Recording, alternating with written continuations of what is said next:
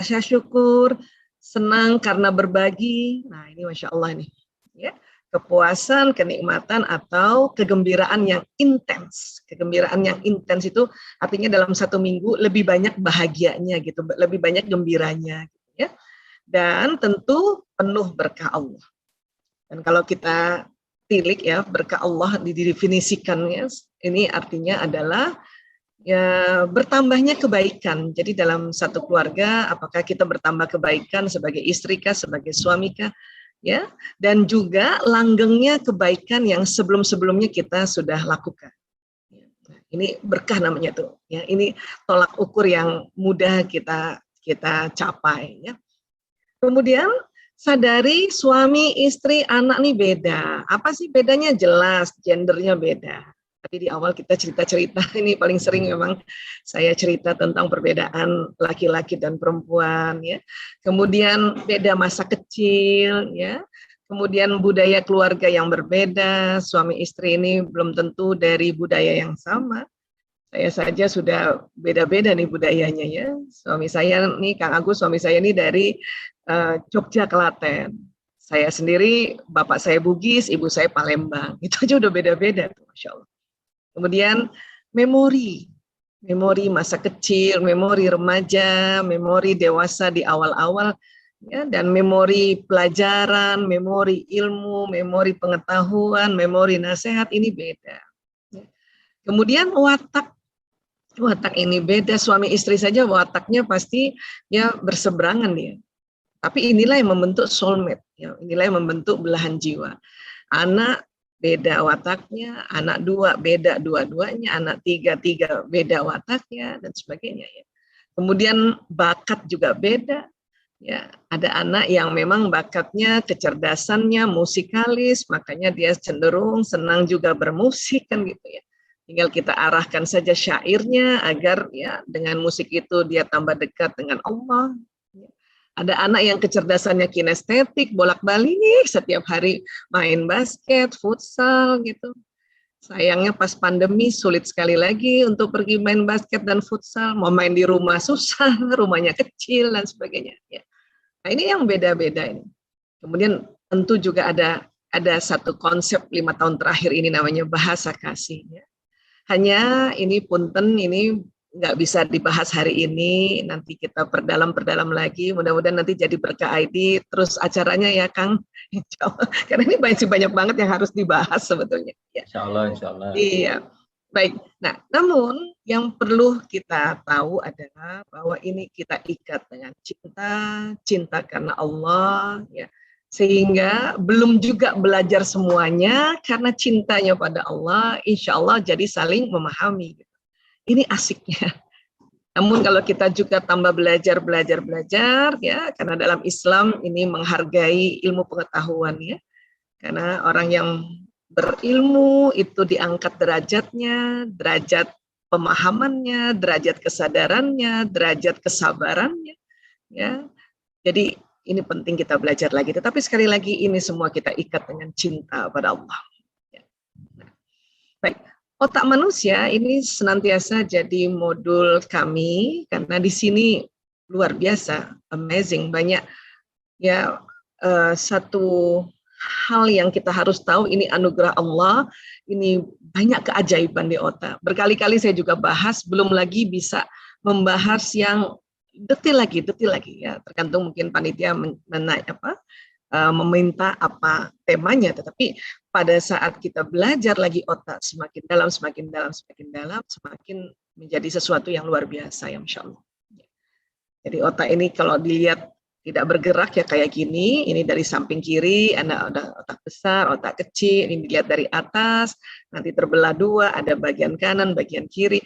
Ini ya Allah, ini kalau dipelajari detil, kompleks itu nggak bisa cuman sebentar ya, ini bertahun-tahun, bersemester-semester, belum lagi ditemui ya program-program di dekade sekarang terjadi ada perbedaan laki-laki perempuan, perbedaan watak, bakat dan sebagainya, itu semua ada di otak ya.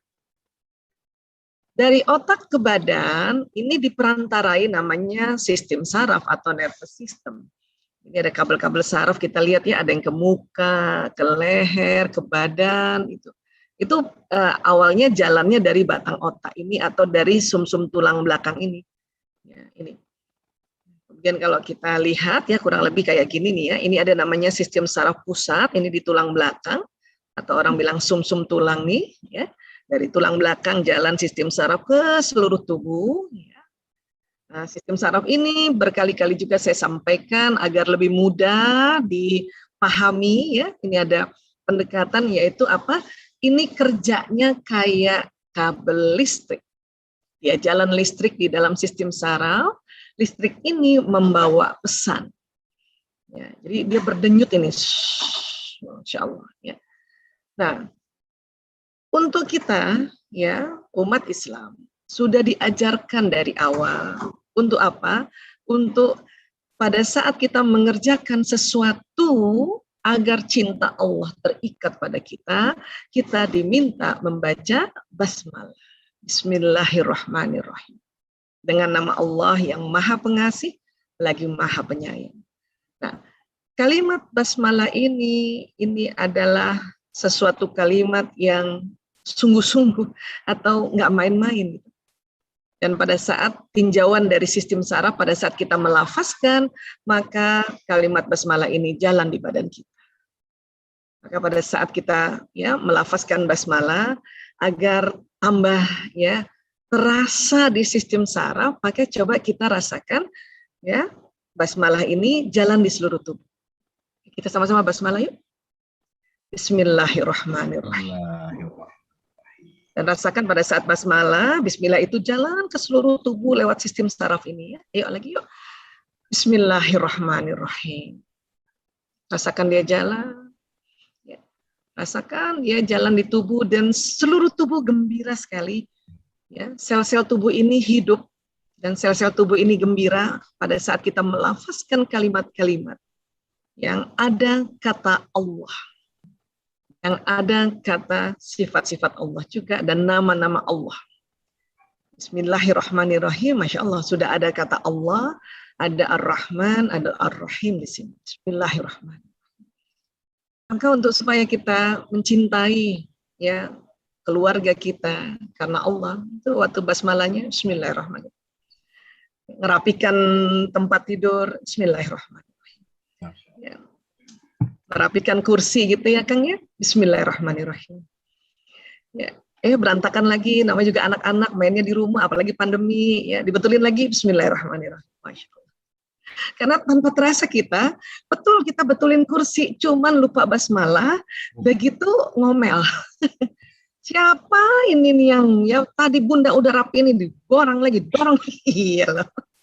Nah, hati-hati kalimat itu juga jalan di bawah.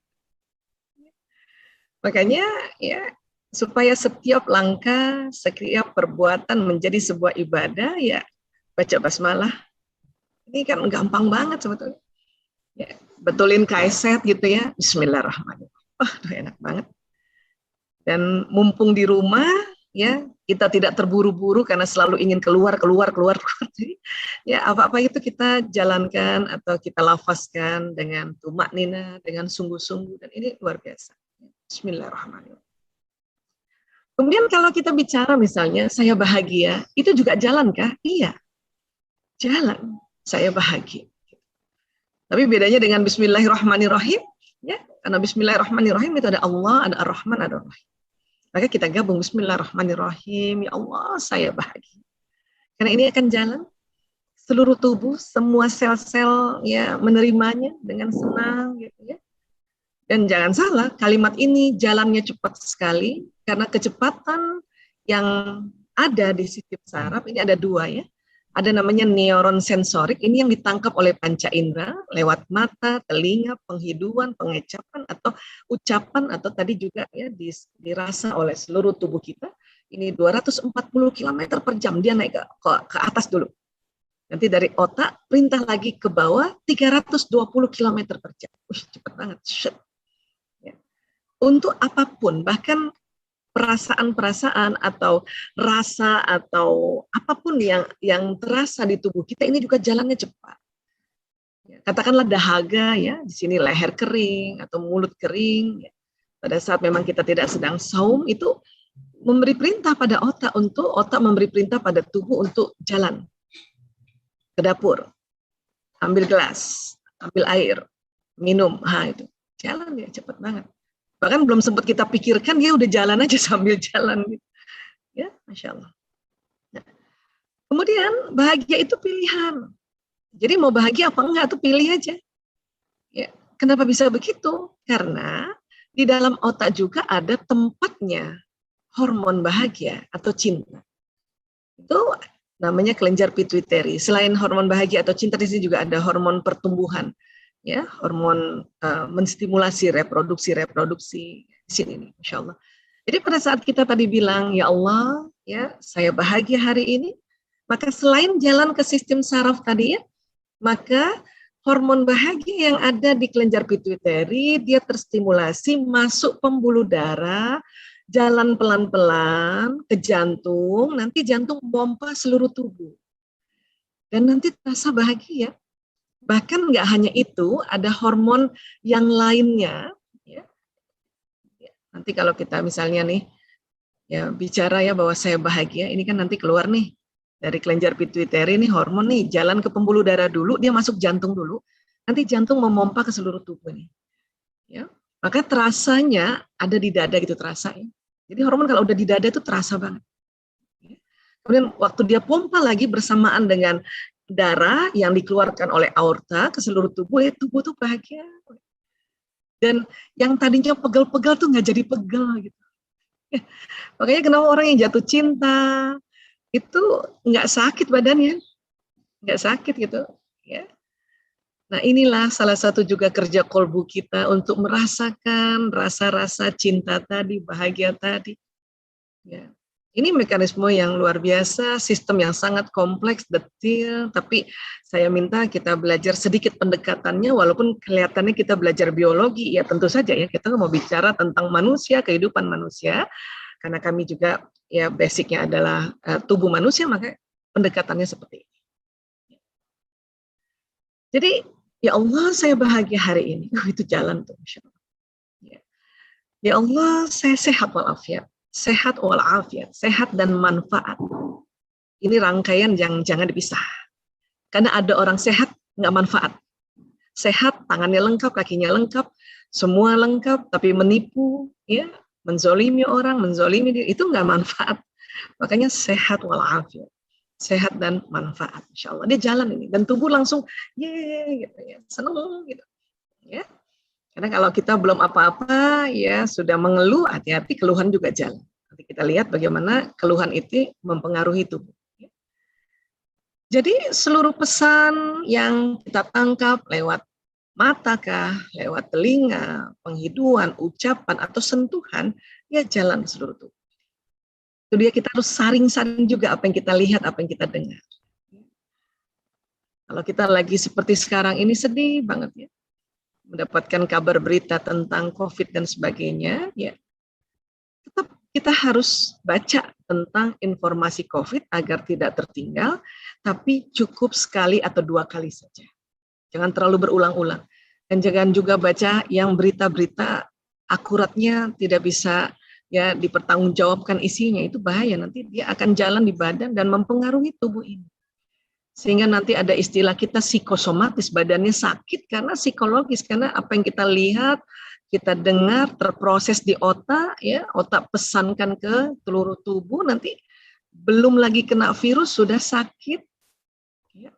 Belum lagi kena bakteri sudah sakit. Ya. Nah ini yang perlu kita jaga-jaga juga, kita saring itu ya. Hormon bahagia dan cinta ini ada 4 sekawan, dopamin, oksitosin, endorfin, dan serotonin, Masya Allah. Ini bisa keluar dengan apa? 1, senyum. Selain tadi kita stimulasi dengan kata-kata ya, dengan kalimat senyum.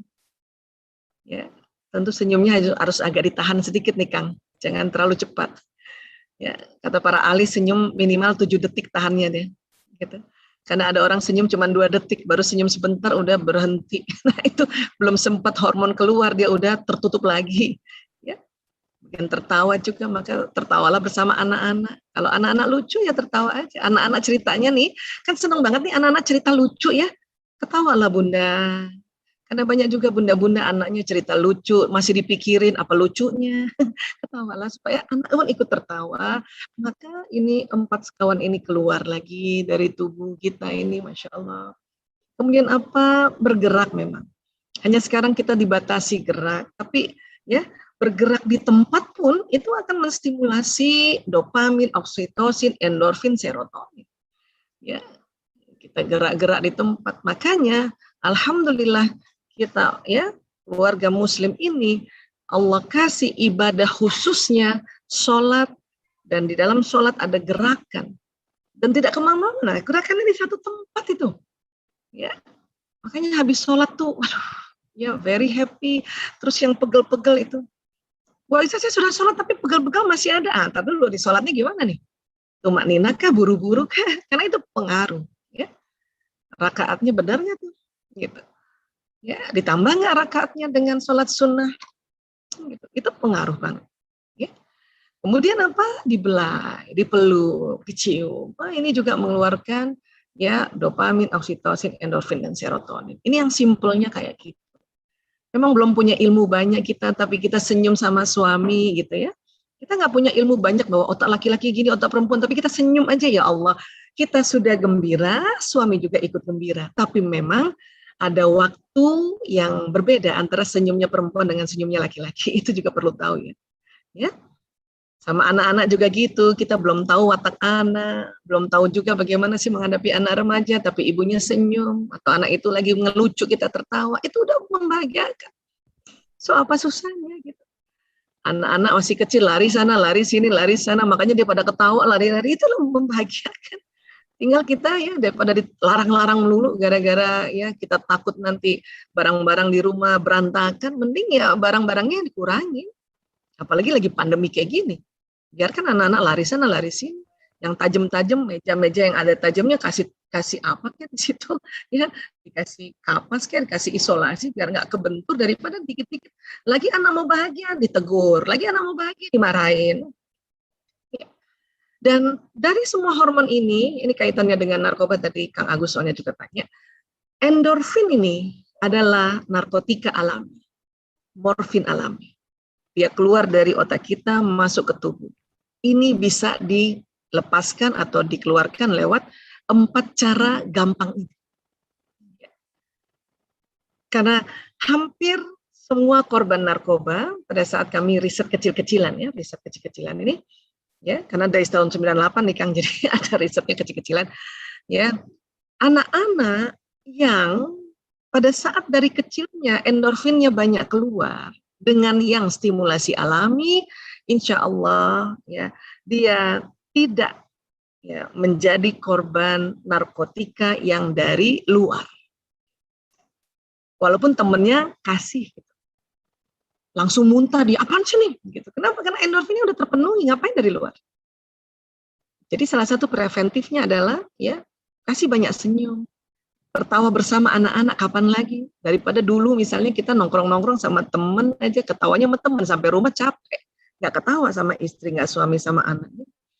Ya, kita bisa ketawa senang-senang, bapak-bapak ketawa senang-senang di kantornya, sampai di rumah nggak ketawa. Ya, ibu-ibu juga mungkin di taklim ketawa senang-senang sama temennya, sampai rumah nggak ketawa. Nah sekarang alhamdulillah, ya kita di rumah kan, maka kita ketawa sama anak-anak. Ya. Habis ngeselin Bu Aisyah, ya sudah ibu mau pilih bahagia apa enggak? Pilih aja, senyum aja lagi. Tapi juga anak-anak ada hal-hal yang otaknya belum paham. Jangan disamakan dengan ibunya yang taklimnya udah bersetiap hari, berminggu-minggu, berbulan-bulan. Anak-anak juga baru juga umurnya berapa. Ilmu di otaknya juga baru berapa sih ilmunya kan.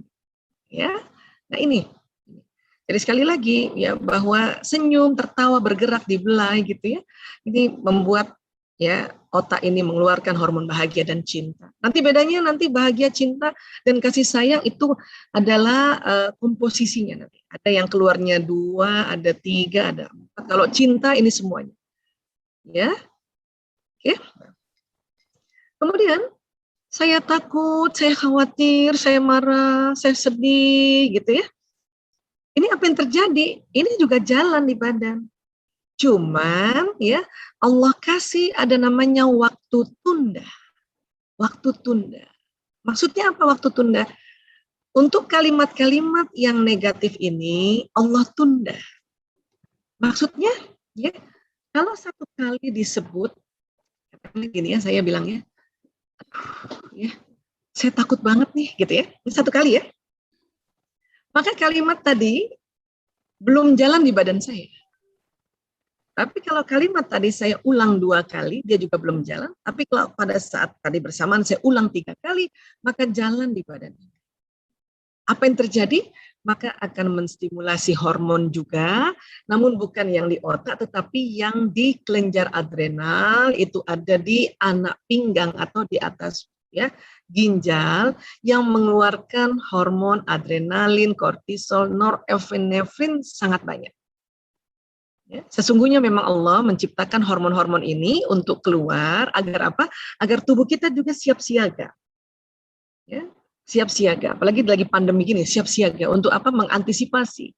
Ya, ada yang sakit kan, dibawa ke rumah sakit kan, atau tetangga barangkali teriak-teriak, cuman kita nggak bisa datang ke rumahnya, makanya lewat telepon kita tanyakan ada apa Pak?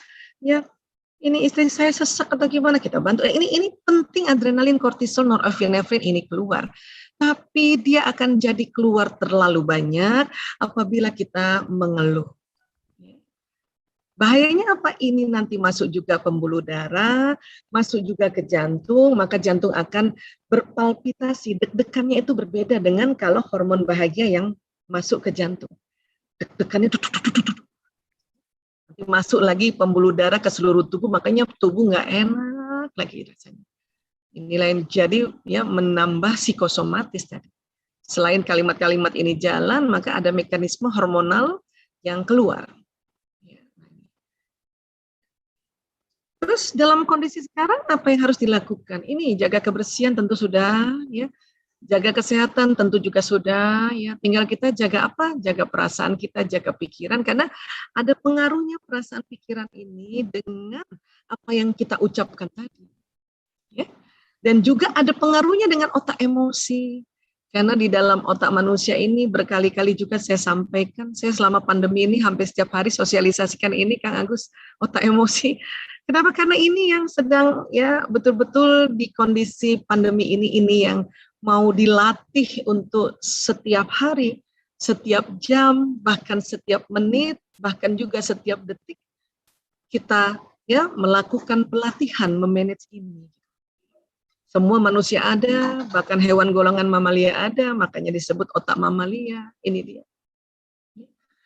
Bentuknya seperti ini ilustrasinya seperti ini, ya di dalam, di tengah lagi. Ya, kata ahli otak mengatakan inti otak manusia adalah otak emosi. Makanya ilmu emosi itu banyak sekali. Ya. Hanya tetap apa yang diajarkan oleh ad-dinul Islam itu lebih afdal. Ya. Jadi kalau gitu gimana? Nah ini kita simpulkan ya, ini ada otak, kemudian otak terbagi 2, belahan kiri, belahan kanan. Ya, belahan kiri biasanya analisa, belahan kanan biasanya sintesa. Ya, kemudian kalau dibelah, nah ini nih ada berbagai struktur di dalam otak. Kalau ini yang otak kecil, ya ini otak besarnya. Ya. Kemudian yang kita harus kenali juga adalah batang otak yang ada di sini, namanya otak reptil. Ini yang suka ngeyel nih. Ya, yang bikin ini otak mamalia tadi, limbic system, ya. Nah, ini neokorteks ini bedanya manusia dengan mamalia, manusia lebih tebal, ya. Kemudian antara otak ke badan ada neuron tadi, sistem saraf yang kerjanya kayak kabel listrik, ya. Dan ingat, apa yang didengar akan jalan pesannya ke seluruh tubuh juga ke otak. Makanya saring apa yang didengar, yang dilihat juga akan jalan ya ke seluruh tubuh, seluruh otak, maka saring apa yang mau kita lihat gitu. Ya. Tontonan-tontonan juga, berita-berita juga disaring. Kemudian ucapan, ya ini paling jelas lagi, ucapan ini akan jalan ke seluruh tubuh, maka saring ucapan kita agar ya dia bermanfaat untuk tubuh ini. Kemudian kalau otak ilmu di mana, Bu Aisyah? Kalau kita belajar, ini kita lagi belajar ya, atau tadi baca buku, atau tadi juga dengarkan misalnya tausiah dari guru-guru kita yang lain, kemudian kita baca Quran, kita baca sirah, di mana nanti letaknya? Di otak yang depan, persis di belakang dahi ini disebutnya prefrontal cortex. Di sini dia nih. Lewat mana masuknya? Tentu lewat indera tadi ya, mata, telinga, ucapan, tulisan. Ya masuk dulu ke sini, batang otak dulu, masuk otak mamalia, baru masuk ke depan. Ini juga orang yang belajar berilmu, yang sungguh-sungguh, yang sambil lalu, yang belajarnya kesel, sambil kesel, belajarnya gembira, itu juga mempengaruhi. Mempengaruhi apa? Mempengaruhi penyimpanan memorinya. Yang sambil lalu ya barangkali ya cuman sampai di sini aja penyimpanannya di batang otak, maka cuman ingat 1 kali 24 jam. Atau ya kita lagi belajar, ya termasuk anak-anak ya belajar lagi kesel, sedih, ya cuman tahu 1 kali 24 jam aja, ini namanya short memory di sini. Tapi kalau sungguh-sungguh, kemudian memang waktu belajar juga very happy gitu, gembira, itu bisa langsung masuk di sini. Sudah di sini pun harus diulang-ulang, karena di sini ada ya kondisi sambungan neuron ya atau tali-tali neuron di sini yang harus diulang-ulang agar memori itu ya diingatnya semakin kuat. Makanya metodologi pembelajaran repetisi itu betul sekali, murojaah itu betul sekali. Tapi sekali lagi batang otak dan otak mamalia sangat berpengaruh. Sudah pun ada ilmu di sini, tapi otak mamalia dan otak reptil yang sedang tegang, maka ilmunya terblokir. Kenapa kok bisa terblokir, guys? Karena ilmu yang di otak bisa jalan ke badan lewat sumsum tulang tadi. Tapi posisi antara batang otak, otak mamalia, dan otak ilmu itu duluan otak reptil. Jadi kalau otak reptil tegang, ini semua terblokir. Apalagi kalau dua yang tegang, reptil dan mamalia, ini terblokir otak ilmu. Karena dia walaupun di depan kepala kita, tapi posisi untuk terakses langsung ke seluruh tubuh justru ya posisinya yang terakhir. Memangnya kalau batang otak tegang apa sih reaksinya? Fight or flight, serang atau kabur. Ya, jadi kalau ada orang tua, bunda kah, ayah kah di kondisi pandemi, anaknya sedang merajuk, kemudian bapak ibunya juga menyerang, itu berarti batang otaknya tegang. Udah belajar sih di taklim bahwa anak itu qurratu ayun, anak ini juga adalah permata hati, tapi terblokir. Sama seorang istri yang rajin taklim, rajin ikut seminar, termasuk ya, saya juga rajin baca buku nih. Ada ilmu di sini bahwa suamiku adalah jembatan surgaku, dia adalah manusia yang kalau boleh disembah, dia disembah duluan. Itu ada ilmunya, tapi kalau lagi kesel, empet, sebel, lupa. Lupa, kenapa ini terblokir di sini? Pengennya nyerang aja, pengen cubit aja. Gitu. Makanya ya kita diajarkan juga oleh Ad-Dinul Islam untuk merilekskan batang otak ini dan juga merilekskan otak mamalia. Bahkan disuruh belajar apa isinya nih otak mamalia. Ya, agar bisa kita merilekskan ini baru ingat, oh iya ya, dia kan suami aku. Tapi kok aku udah senyum, dia nggak senyum kan gitu ya, ibu-ibu ya. Baru nanti kita ingat, oh iya ya, laki-laki kan agak lama loadingnya.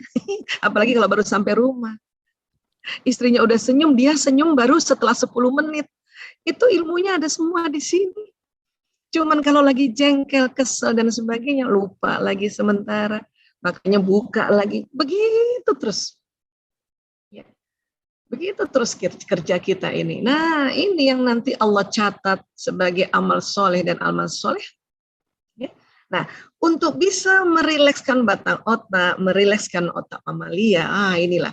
Ya, kita belajar lagi sedikit-sedikit, tetapi ketahuilah semua ibadah yang Allah ajarkan, suruh, perintah pada kita, salah satu hikmah dari jutaan hikmah adalah merilekskan batang otak dan merilekskan otak mamalia.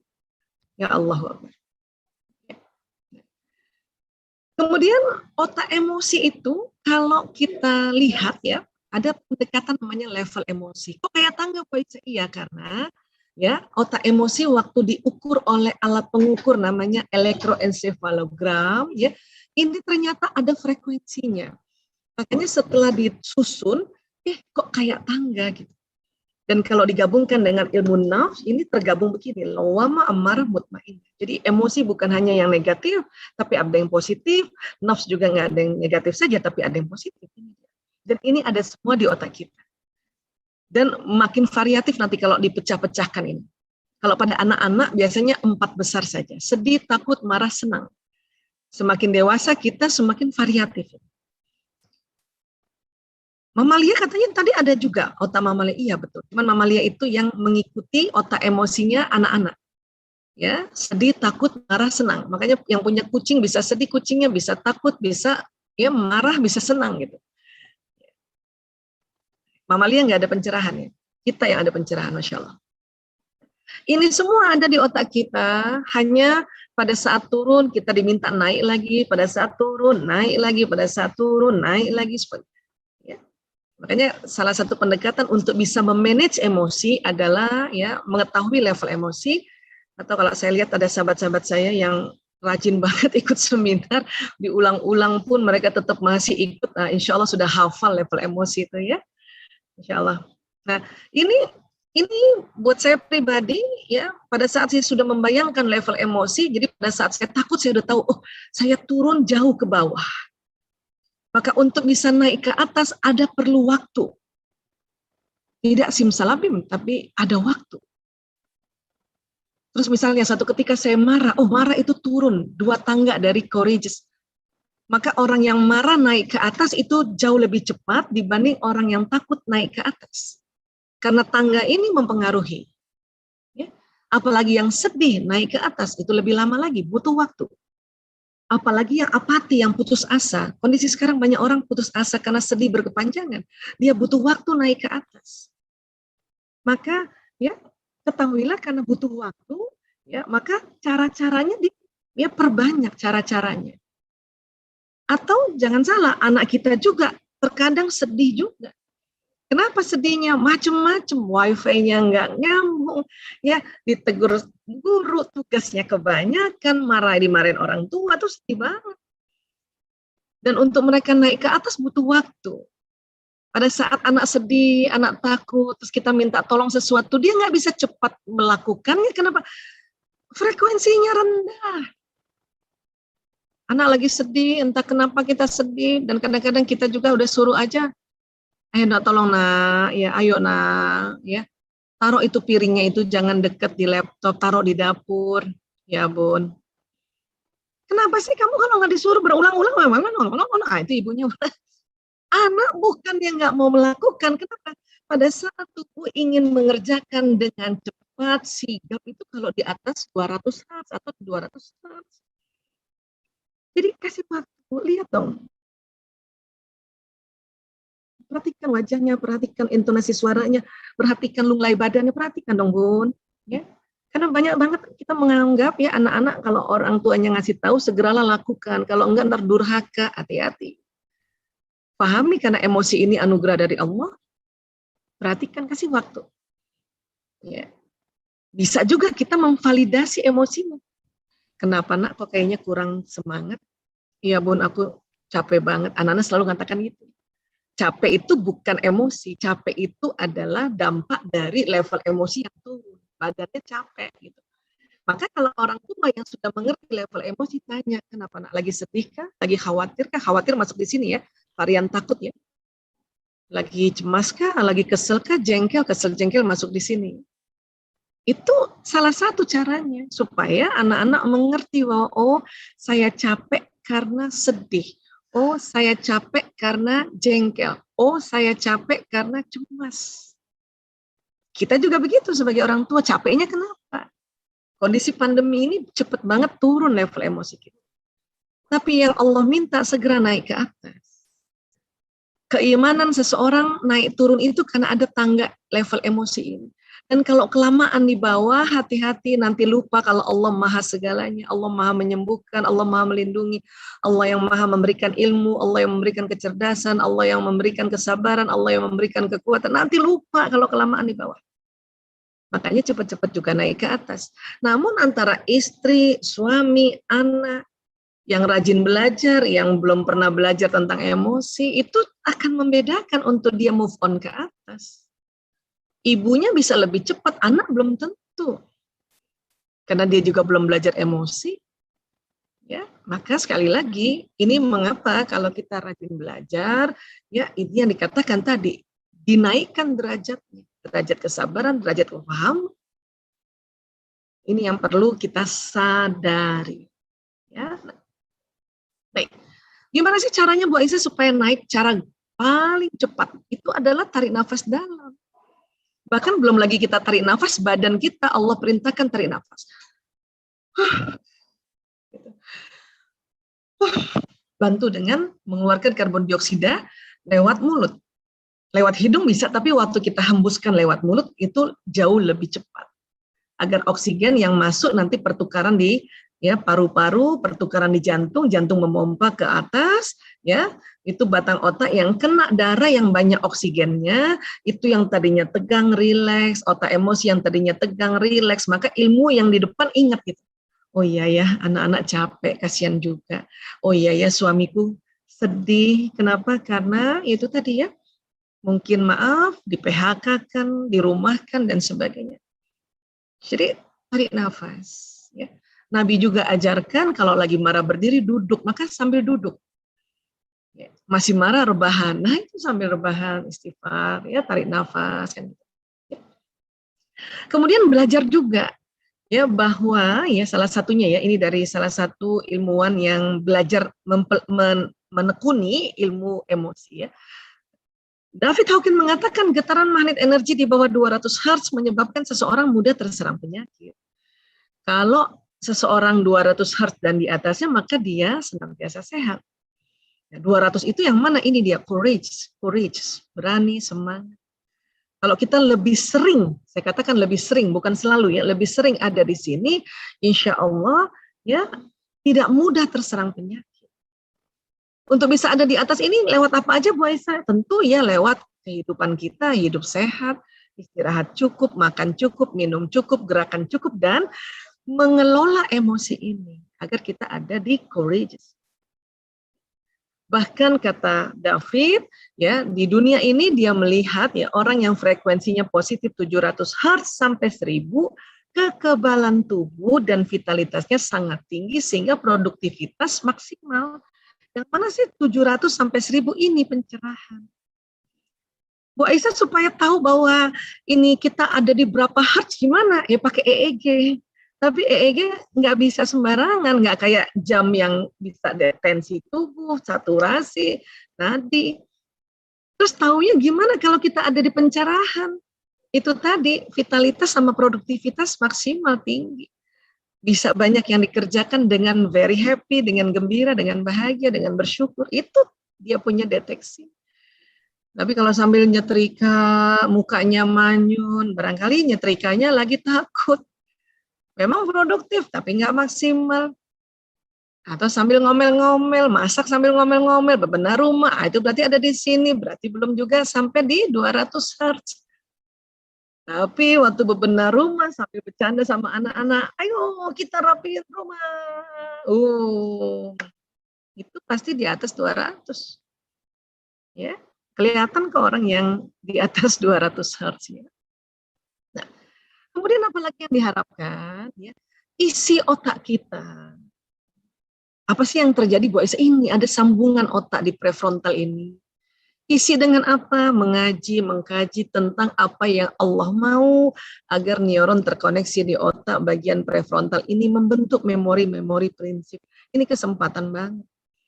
Ya, di rumah nih dengan bantuan teknologi digital kita bisa isi otak kita ini ya Allah. Ya. Nah, apa sih yang Allah mau kan gitu. Ya. Untuk kali ini kita ya mengambil beberapa ya. Tapi nanti kan masing-masing teman-teman, Bapak Ibu, ya saudara-saudara belajar lagi sih apa yang Allah mau ya. Yang pertama tadi ya, apa yang Allah mau untuk kajian sekarang ya di Al-Baqarah ayat 152, Bismillahirrahmanirrahim. Faskuruni askurkum. Maka ingatlah kepadaku, maka aku pun akan ingat kepadamu. Washkuruli wala takfurun. Bersyukurlah kepadaku dan janganlah kamu ingkar kepada. Ini yang Allah mau. Jadi pada saat sedih Allah mau, Allah berharap, pengen banget yang istilah anak sekarang, kita hambanya ini ingat Allah. Makanya Allah yang disebut ya Allah ya Allah ya Allah. Lagi marah ya Allah ya Allah ya Allah. Ya, lagi takut ya Allah ya Allah ya Allah.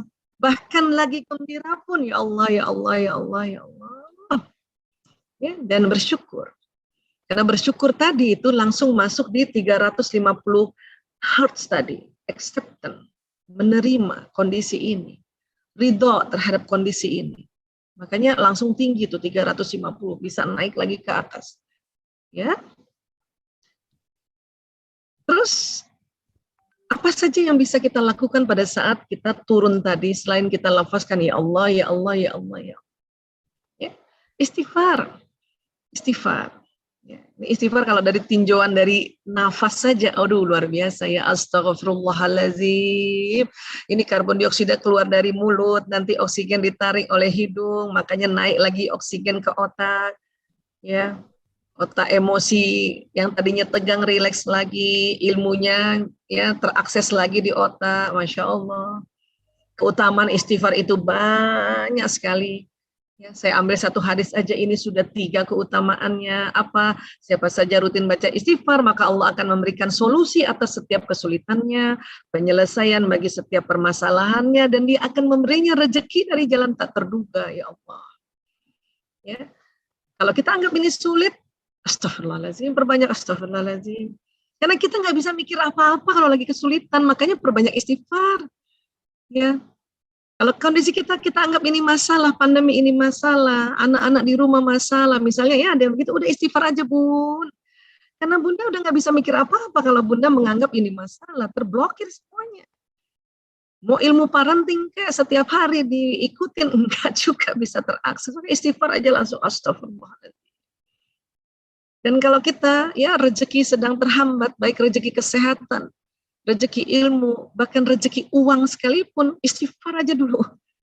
Ya.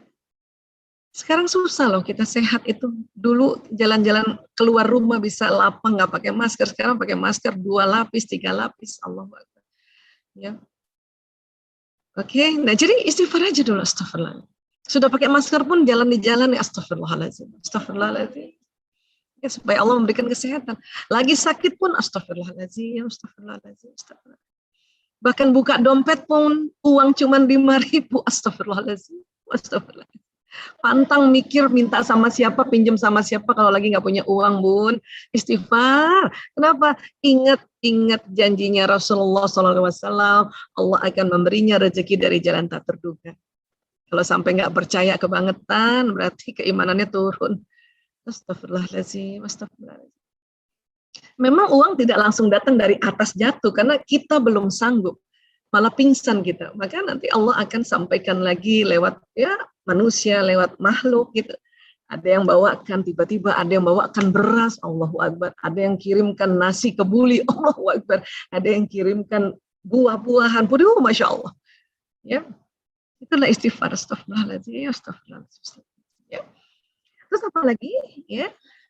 Ini tadi, waktu kita istighfar, astagfirullahaladzim, itu juga jalan di sistem saraf ini. Ya. Dan tubuh ini senang sekali, karena kita kadang-kadang tanpa terasa, kita banyak membuat kehilafan, banyak dosa, kita melambat-lambatkan kita punya kebaikan, maka kita bersihkan lagi dengan istighfar, astagfirullahaladzim, jalan lagi istighfar ini ke badan, astagfirullahaladzim. Makanya diminta pada saat kita istighfar, satu-satu kita ya memohonkan ampun. Barangkali lambung yang lagi sakit, astagfirullahaladzim, astagfirullahaladzim, astagfirullahaladzim.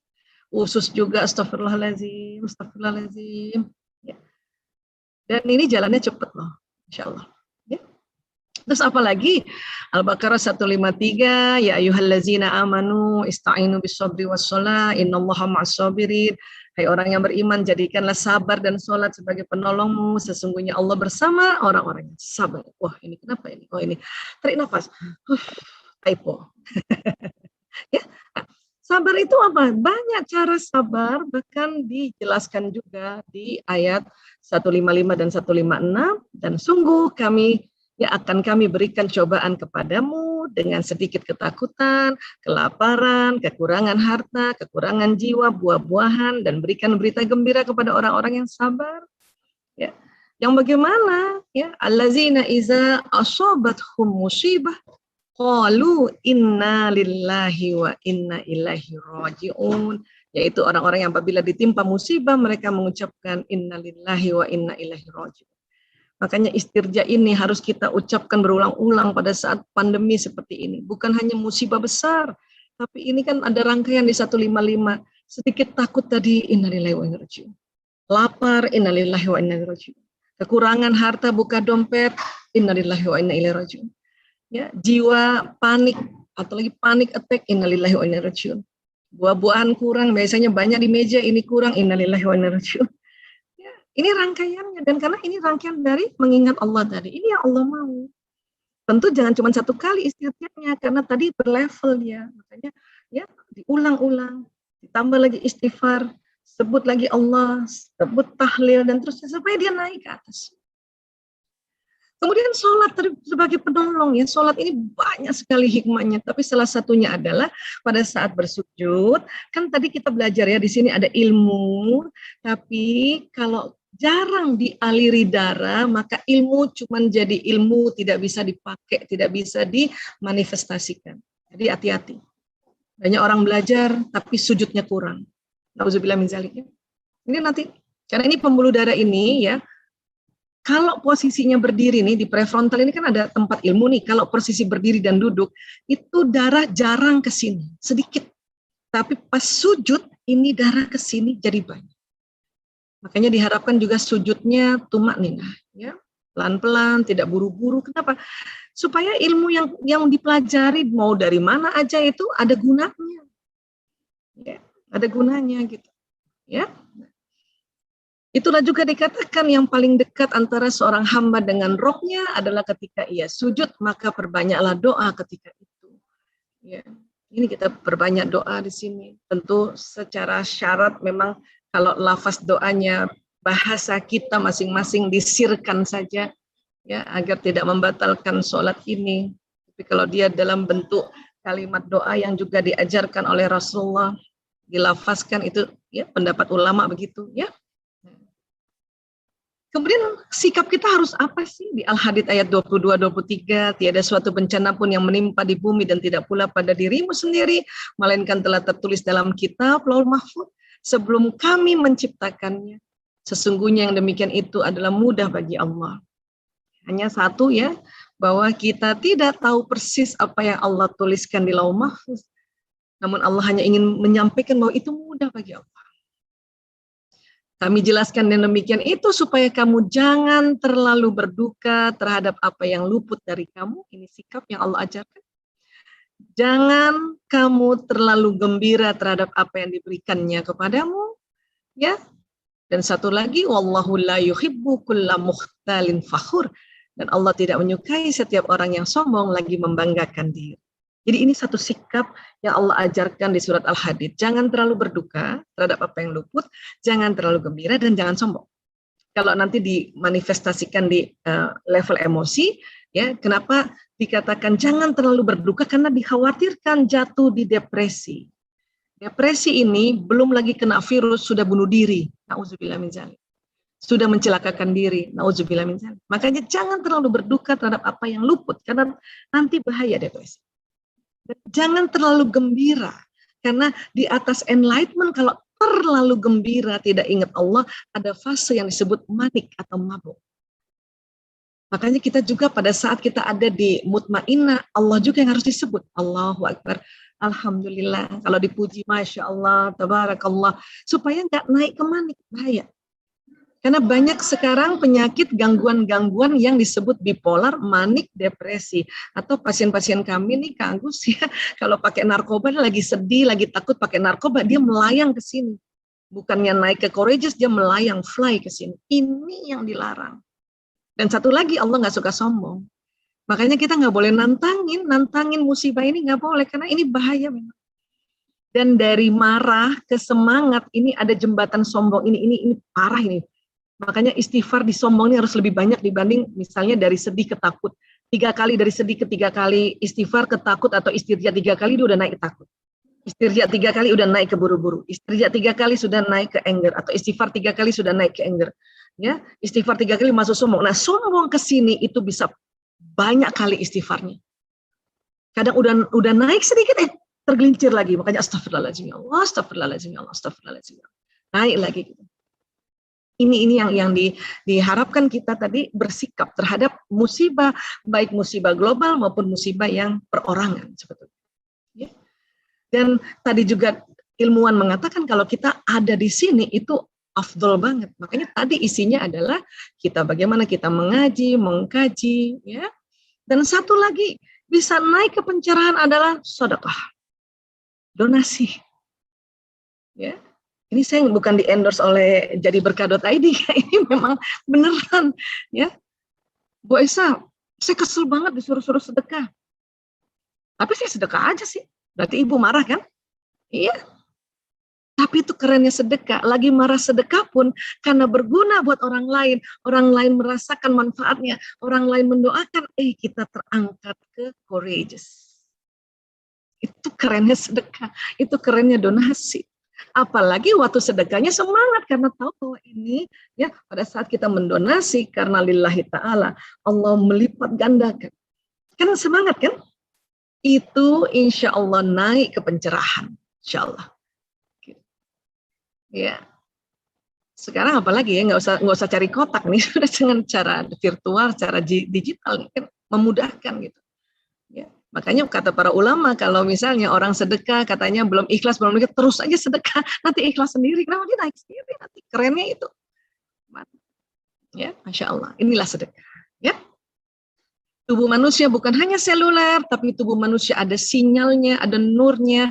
Ini yang dikatakan badan bioplastik. Inilah yang membroadcast doa, membroadcast niat, membroadcast prasangka. Jadi hati-hati berprasangka. Dan yang lebih keren, habis sholat sinyal memanjang, sedang saum sinyal memanjang, Allah 4G, habis sedekah sinyal memanjang. Makanya kenapa habis sedekah diminta untuk berdoa, karena sinyal lagi panjang-panjangnya, membroadcast permohonan kita ke alam semesta. Dan sinyal ini bisa ditarik, Dari mana keluarnya? Dari pembuluh meridian yang ada di bawah kulit.